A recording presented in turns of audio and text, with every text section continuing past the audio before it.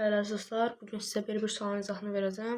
Burada çox uşaq çaşır. Kök altta 8-dən 2 kök altta 6 çıxır. 3 kök altta 2-dən də təqribən 3,5 çıxır.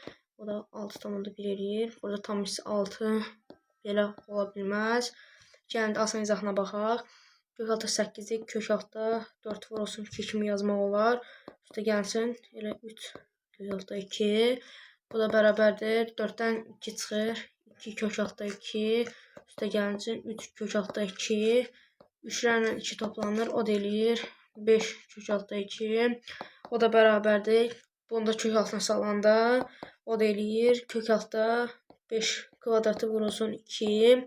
O da bərabərdir kök altta 5-in kvadratı 25 vurulsun 2. O da bərabərdir kök altta 50.